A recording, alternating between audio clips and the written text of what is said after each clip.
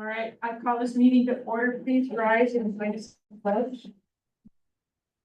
The pledge of allegiance to the flag of the United States of America, the republic for which it stands, one nation, under God, indivisible, with liberty and justice for all.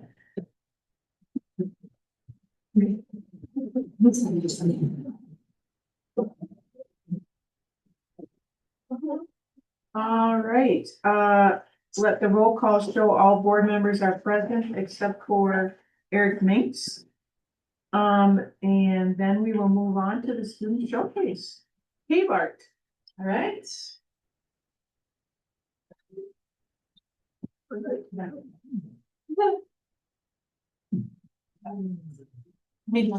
You always vacuum at the worst time. All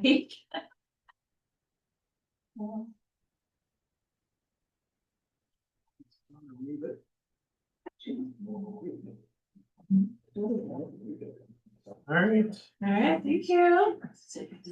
Well, I'm Shannon Breskowitz. I'm the principal at the primary school, and I am very fortunate to have one of my colleagues here tonight. This is Susan Bartholomew. She's the art specialist at the primary school, and I think it's nice to get input when we're going to have a showcase. So I was asking people, like, what are some ideas? What do you think we should share? And several people said the cave. So you're going to learn more about it. Did anyone come and see the cave when it was set up?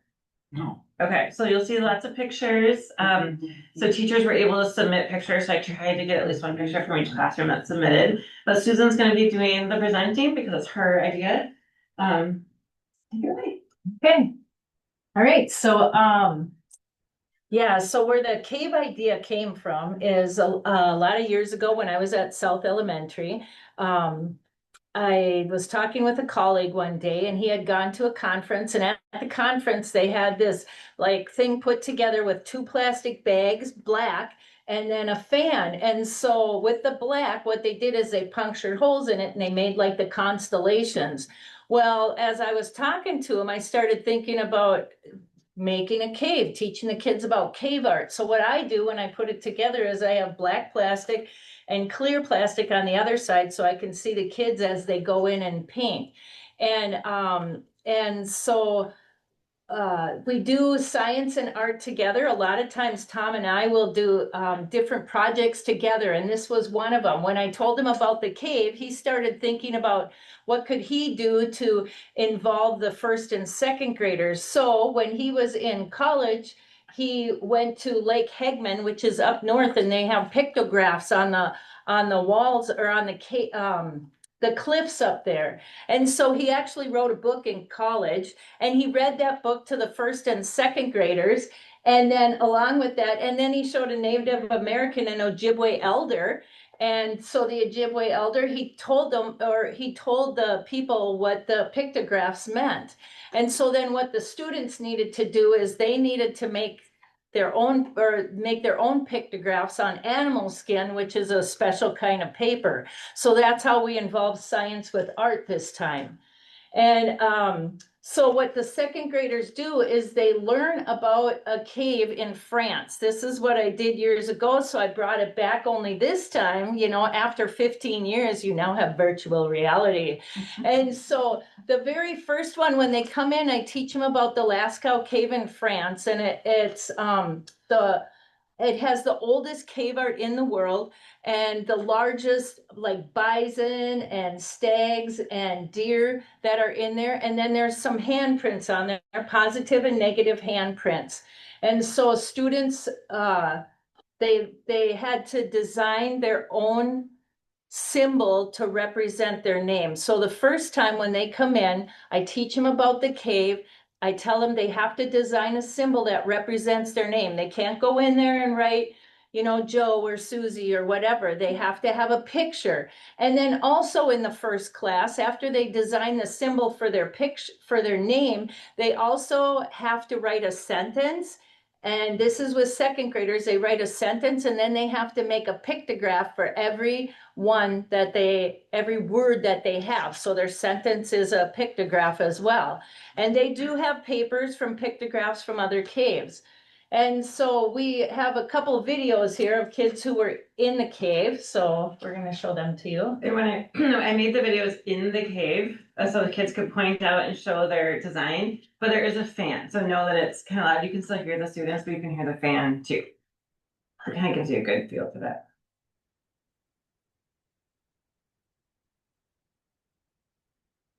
Why did you choose the design that you did?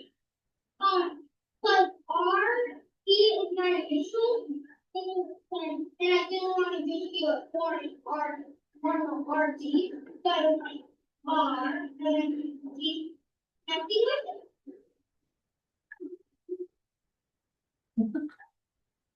So that was his symbol he designed, and now we have Rosie and her symbol.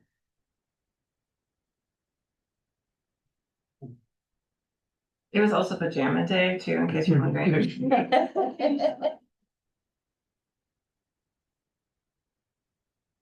and B, Why did you choose that? because it looks like that. Or What was your favorite thing about the cave? I don't know. That's great. Space. Yeah. But like, and they practice ahead of time and then they do it and then they're like, they don't say exactly what they were going to, but you get to see some of those. And so the students, so they have the first time they design their symbol. The second time when they come to art class, that's when we see the virtual cave, which was really cool. One student, he went home and the next time he come back, he said, yeah, my dad and I looked it up. So that was really cool too. But so the second time after we watched the virtual cave, then they have stations. So one of the stations, they have to put their hands down and we spray their hand, or I spray their hands, or a student sprays their hands. And then they have to paint their symbol with a stick, or I had large paint brushes this time. And then the third thing they had was I have these hand forged nails from my brother's house when he was remodeling. It was from the 1800s. So I brought them into school, and they have a wood doll, and they pound their symbol out on these slats that I have. And so that's another way they make their symbol. The third time they come in, we read a children's story called The Cave of Lascaux about these students who went on a field trip there and what happened to this one girl while she was in the cave. Then we walk upstairs where we set it up, and I'm really grateful for my specialist team because they helped me set it up. You have to duct tape it together, put the canvas down and the fan on, and then the kids have to crawl in, or adults. And what they do upstairs is you can see they have half sheets of fluorescent paint. And so they can take the fluorescent paint, they can crawl into the cave, and there they're starting to paint. This is one of the first classes that went in there to paint. And so then after this class, what I do is I had a sheet, and classroom teachers could sign up for a half-hour time to go in there and explore the cave. So I had flashlights there, so there'd be a flashlight for each student, because who doesn't love a flashlight? And I had the lights out, and I borrowed some lights from the magical dinner, and so it looked like little flames coming up, and so that was in there too. So teachers could sign up for half-hour sessions and go in there with the kids. They're exploring it with the flashlight. Some of the classes went in there and kids were journaling. Some went in there and kids were reading. Some were drawing. And so it was just up to the classroom teacher's discretion what she wanted to do or he wanted to do in the cave. And so here we see more kids exploring, and there's just so it was set up for about 4 days for people to sign up and be able to take their classes in there. And actually, because I hadn't done it for about 15 years, so I didn't know how it was going to be. But once we set it up, we blew it up, and it's like, yeah, there it is. There's the cave. Welcome back. And so it was fun. And one of the reasons I brought it back is because I'm now working with some people who used to be my students, and they were mentioning to me about the cave. My niece, one of my nieces, she goes, do you still do the cave? And I said, no, and she goes, well, you need to bring it back. And so anyway, just thinking about it, it was some of their core memories of when they were in elementary school. So that was why I brought it back. And then it's just fun to mingle science and art together as well. And then to have the classroom teachers do whatever they choose they want to do when they go into the cave. So that is the story about the cave. That is so cool. Where did you have that set up at? It was in upstairs in the second grade area in one of the classrooms up there. Yeah. So that was good. So we would start out in the class, like the third time when they went up to paint and we started out with the story, we started out in my room, in the art room, and then walked up there because otherwise the fan being on would be too loud to hear the story. Yeah. So, but they love the flashlights. That's I mean, it just adds to it. And then if they're reading or drawing, then, you can use it. So, yeah, so it was really fun. And it was, after they painted, then they'd come out and I have these sketchbook for the first and second graders. Well, the second grade would draw in their sketchbook. So I told them to write down some words of what their thought was as in the cave. And some of them were amazing, exciting. Somebody said scary because it's something different, So it was just fun to hear how they were sharing their thoughts about being inside the cave. But I mean, you can see some of their pictures up there. It's just really unique. So yeah, it was fun. So We'll be back by popular demand every year now. yeah, I think it probably will be, yeah. Get it invited next year? Yeah. Yeah. Yeah, I can see what they absolutely will. Yeah. Did it deflate at night and then back up? Yes, yep. So in the morning I'd go in there and set it up and I had a basket for flashlights that need batteries and so I would just replace any batteries that needed to be replaced, turn it on, turn the lights on again, so they have that whole ambiance as they're walking in there. And what's really fun is even though the second graders had been in there, it was different because then I added the lights. And what I used to do at South, and I didn't get to it this year, but I used to have a black light because the fluorescent paints will glow. And so I didn't have a black light this year, but just the ones that had like flames going up, the kids thought that was cool. And then like the first grade and the kindergarten, they had never seen it, didn't even know what it was. And so they really loved it. So when they'd come to the class, a teacher would say, okay, where did we go? The cave. And then, they just tell us what they thought about it. So yeah, that was the cave. Very cool. Yeah. Thank you so much. Yeah, you're welcome. Thank you, Jerry. Good call, Shannon.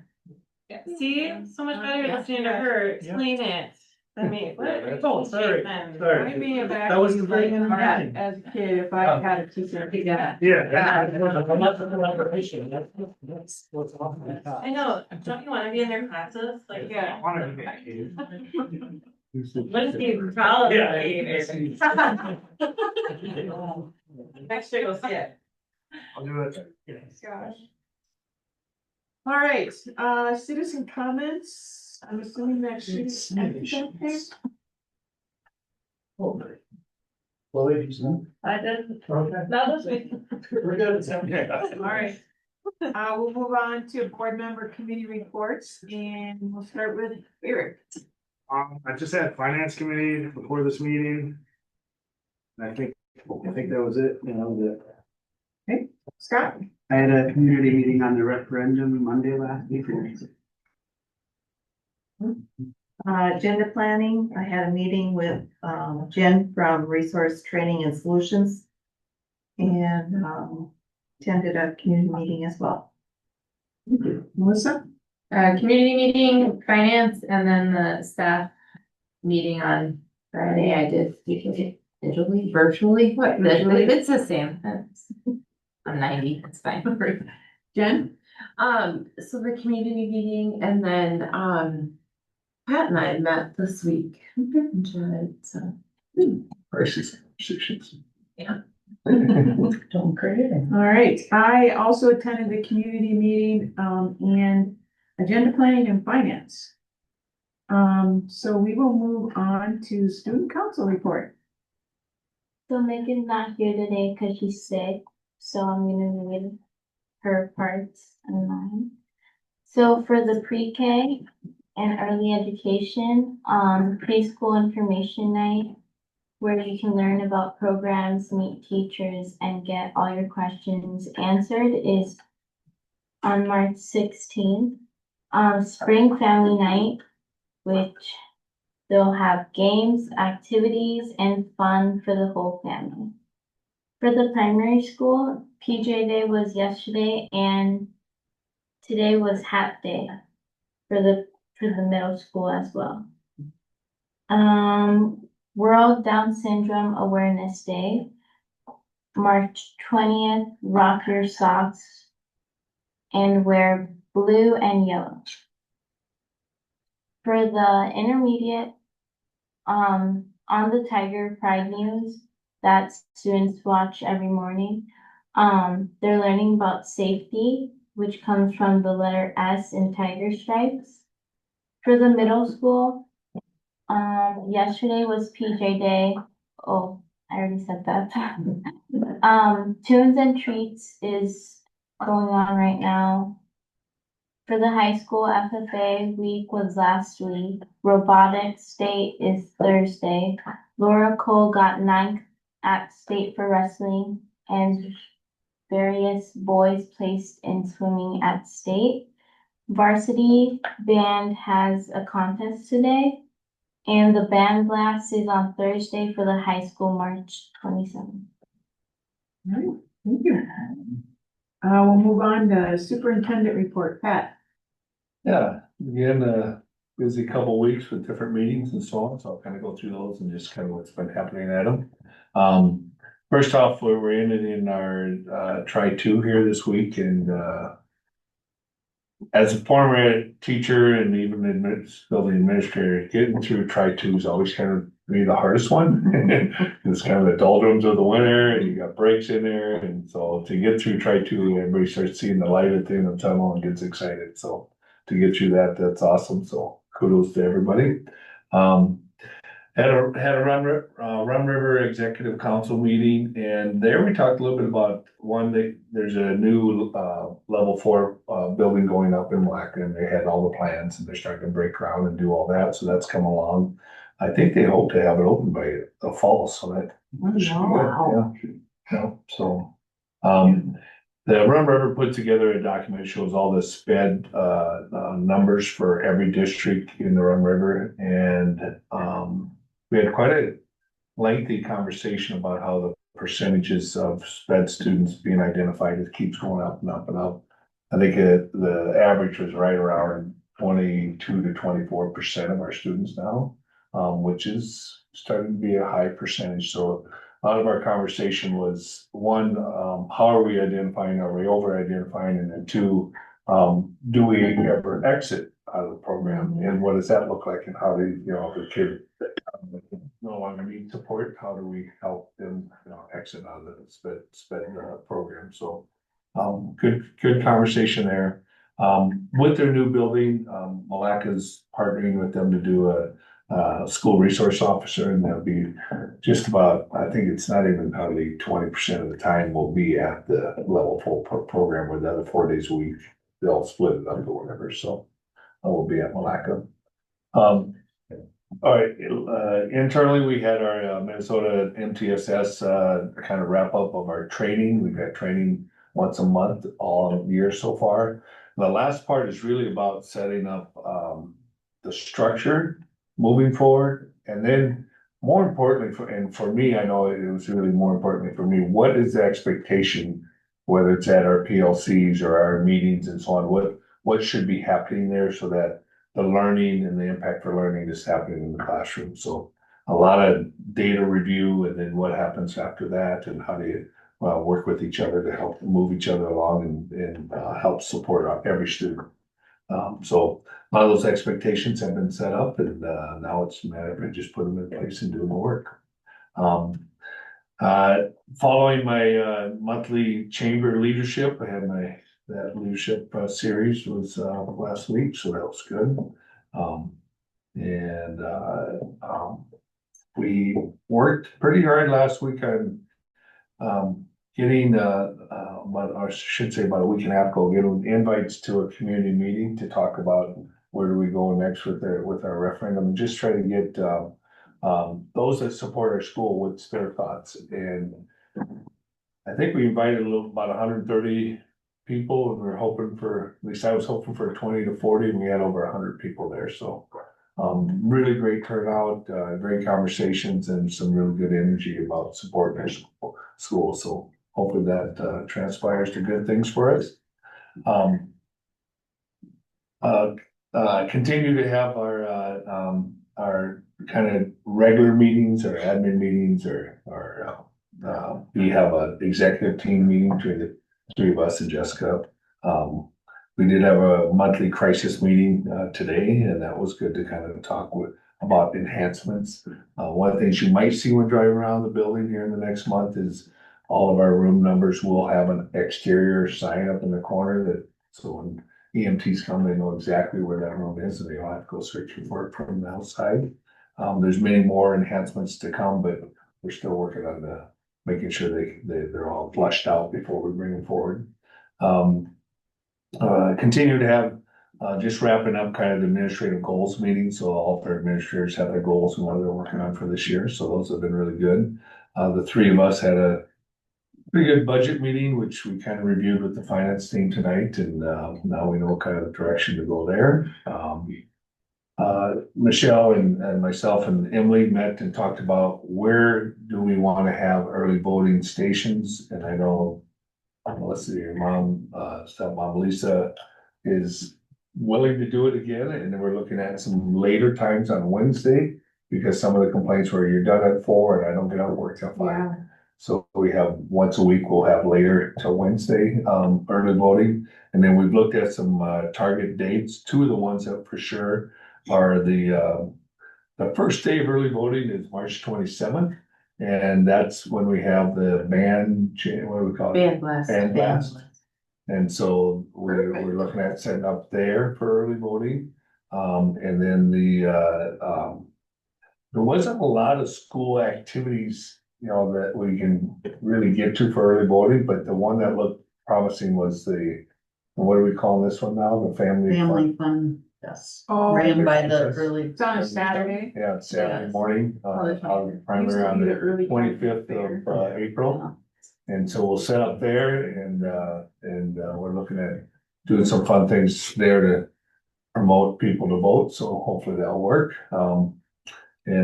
So we've set up our early voting so far, but if you have some other ideas of, hey, let's move early voting to this location so we get more traffic.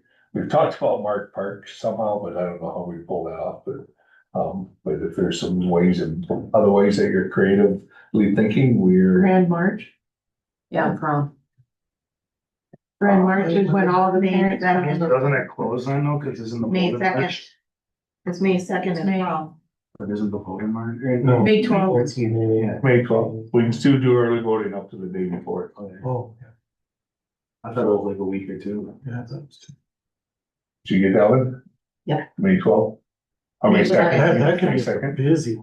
There's a lot of people that go to Grand March. And they sit and wait. They wait. And for those that, Go early. I don't know how many listen to our recording, but just for your knowledge, the Secretary of State was interesting that Emily was asking some questions. They're going back and forth in email. She said, have you ever thought about doing a QR code for, I've been changing the name, it's really called the absentee ballot application. I call it the early voting application, because that's really what it is. Same thing. Yeah. But he said, no, and nobody's ever asked me, so they created one. So it's a QR code, phone can put it on there, they could do it, it's interactive on the phone, so they can fill it all out on the phone, hit submit, it'll go right to the Secretary of State. They'll send the name and address to Emily, and Emily can mail the ballot right to their house. All they have to do is open it up, select their option, put it back in the envelope, mail it back, and they vote it. So trying to make it as convenient as we can for every voter that's out there. Can they take that ballot and just drop it here? They can, Okay. yep, doesn't have to be mailed, they can drop it back. Yep. There is a witness process if they do it at home, though, right? Yeah. Yeah. Mhm. Yeah. So I know we've already had some people talking to some of the younger voters that said, my work just never gets me to early vote and I can't take the day off on voting, so I just don't go vote. So hopefully something like this might be able to make them have an opportunity to get the vote in. So that was exciting to hear that. Couple other things with the ATTPS steering committee met and we talked about just kind of directions and schedules and who meets when and where and how, and it ties right in to the MTSS process. So that structure really melds together. Went to the high school choir concert, always great to hear our talent there. And I know one guy in this room went there a lot longer, but I was at the Lions fishing tournament for 2.5 hours, but I think Eric, you were there for a lot longer. I never saw you there. Yeah, I was at the ticket entrance. Then I took my truck and I just drove around and watched all you guys left. So I'm cold enough. It's cold out here. But I have to throw out last night, the Lions meeting. I know you weren't there, but you got a special kudos from Scott. He said, I got thanks to special people here. And he said, I know Eric can't make it to very many meetings, but when he shows up for the fishing tournament, he gets a lot done. So he has good recognition there.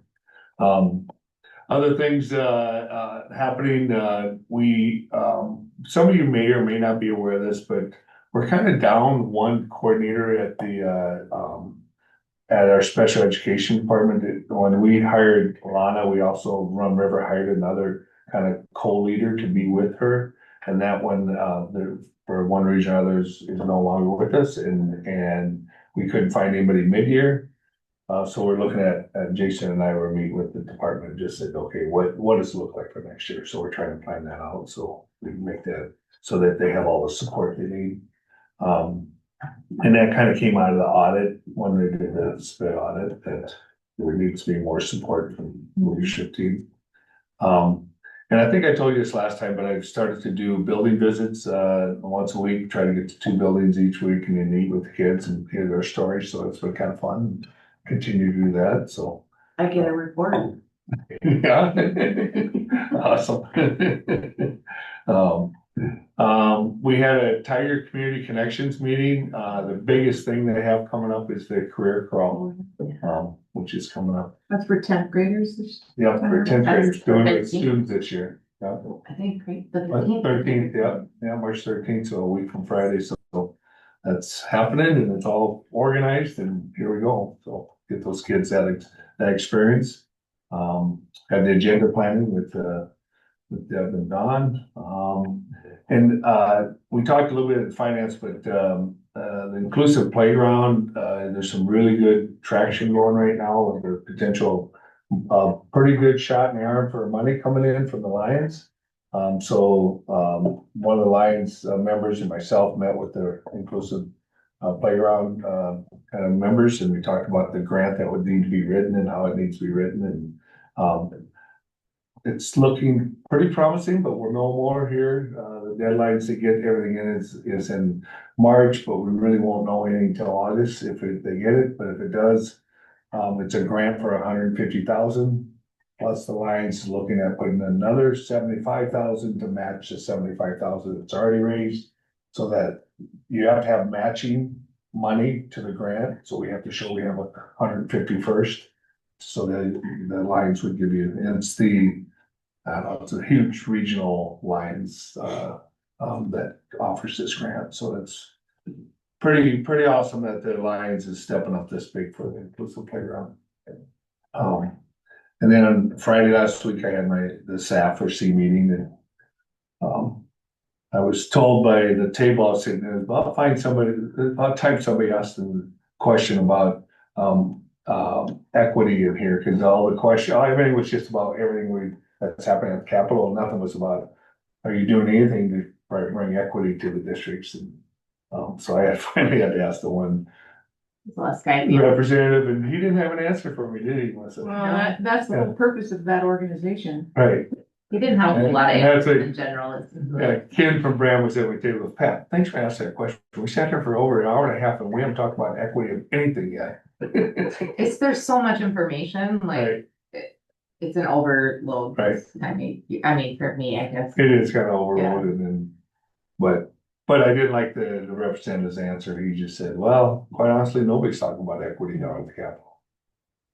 And I said, well, hold on, our taxpayers have to take about 4 times the amount of some other districts, right? That's not fair.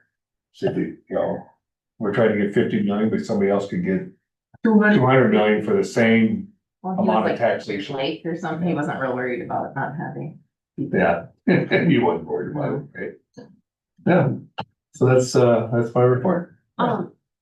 I had to leave before before the connections meeting ended. This is the first time they've done the career crawl, right? With So this- student. First time it's. Yeah. And the other We've done staff. it with staff a couple times.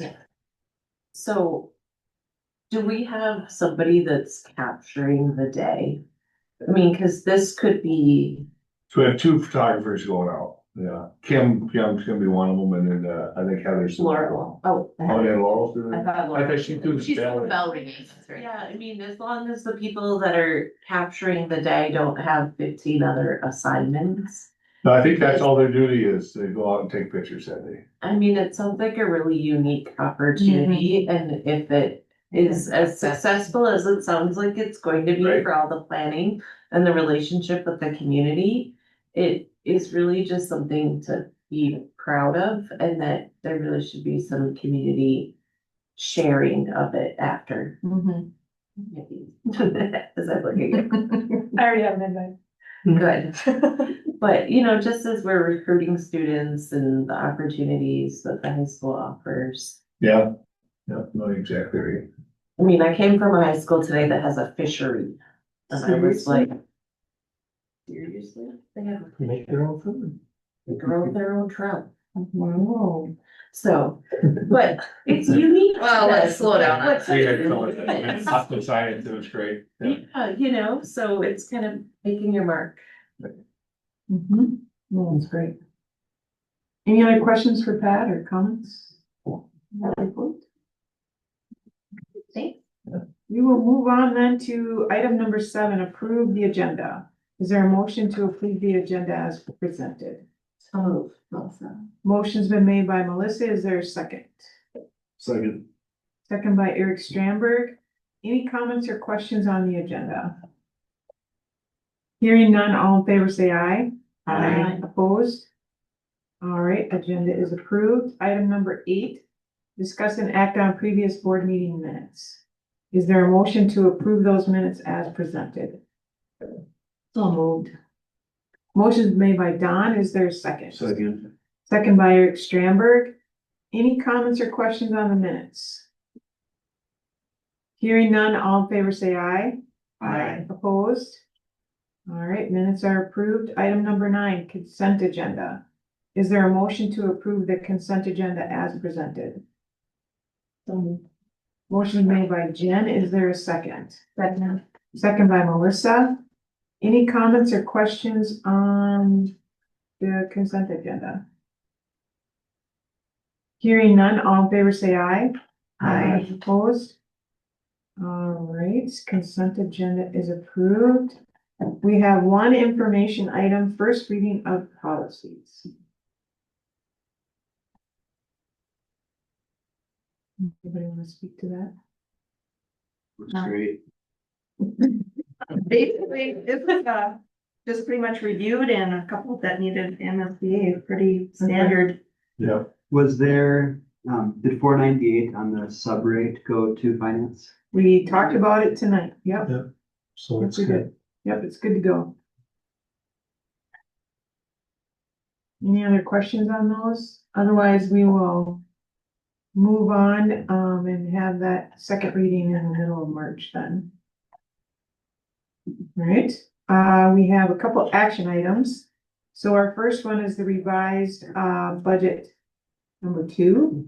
Yeah, we did one in August this year, remember? Yeah, Seems so long ago. it does. It was so much warmer. So.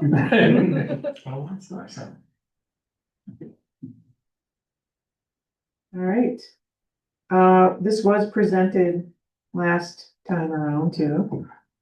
Any comments or questions? Or somebody want to I'll make make a a motion? motion to accept the revised 2025-26 2 budget as presented. Okay, motion's been made by Eric Strandberg. Is there a second? I'll second. Second by Melissa. Any comments, questions? All right, hearing none, all in favor, say aye. Opposed? All right, revised budget is approved. Item number 11, LTFM 2026 summer projects.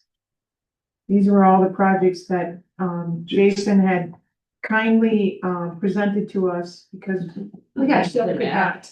We got back again. I'll make a motion to accept the LTFM 2026 summer projects as presented. All right, motion made by Eric Strandberg. Is there a second? Second. Second by Scott. Any comments or questions on those projects? All right, hearing none, all in favor, say aye. Opposed? All right, those are approved. We have no additions to the agenda.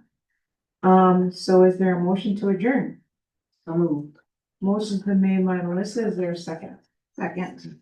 All in favor, say aye. All right. We are adjourned. Aye. There. Okay,